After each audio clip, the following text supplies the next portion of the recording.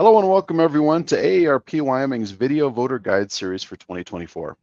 I'm Tom Laycock with AARP Wyoming, and today we're joined by Gary Crum, who's running for the Wyoming Legislature in Senate District 10, located in Albany County. AARP has a proud 40-year history of nonpartisan voter engagement and does not endorse or oppose candidates, nor does AARP make contributions to political campaigns or candidates at any level.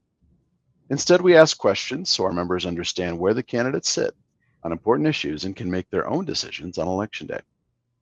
Today, we'll give Mr. Crum 3 minutes, 3 questions allowing for a 1-minute and 30-second response to each. Then we'll give him 2 minutes to make his pitch to the voters of Senate District 10. So, Mr. Crum, our first question is this.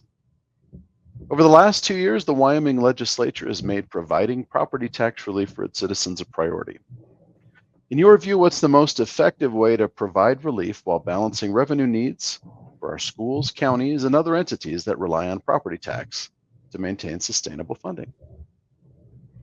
Tom, thank you, first of all, so much for letting us be here today. I think the hard work that AARP does to help the seniors in our state and around the nation is very, very beneficial. So thank you for allowing us to be here. As far as property tax relief, I think it's something that we definitely have to look at. I know the legislature this last session looked hard at it, came close a couple times on trying to do that, but we've got to find a way to avoid these double-digit tax increases on property tax, especially those folks on fixed income, which would be seniors and others. We've got to, in my opinion, figure out a way to at least put a cap on those increases where they don't go up on these double-digit figures every year, as well as finding a way to give relief to folks on fixed income, whether they're seniors or on disability, that we find a way to give relief for taxes with those folks.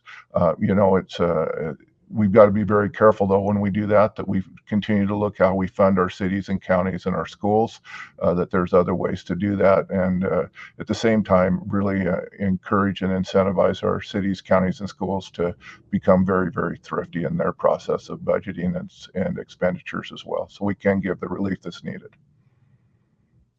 Our second question for today.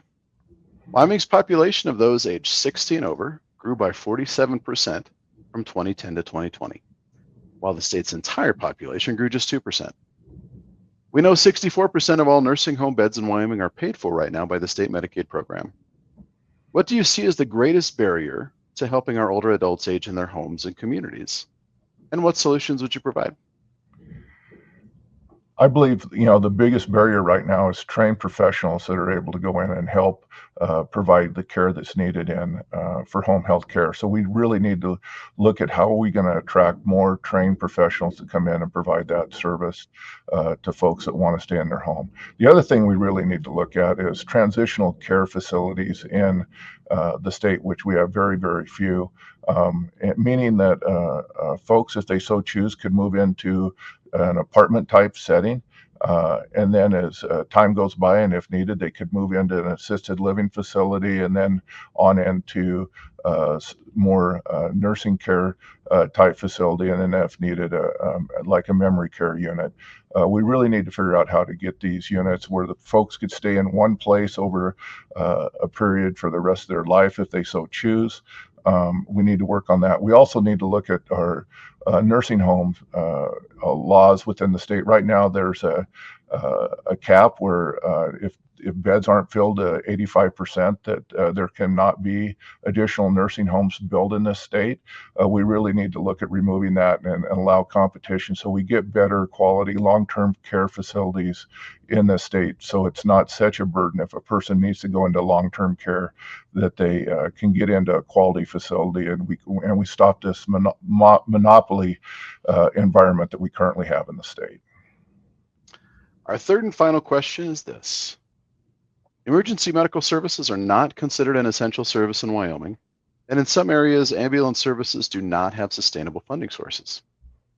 Over the last 10 years, Wyoming has seen 16 EMS providers in the state fold or consolidate with another service. What solutions would you offer for ensuring access to ambulance services?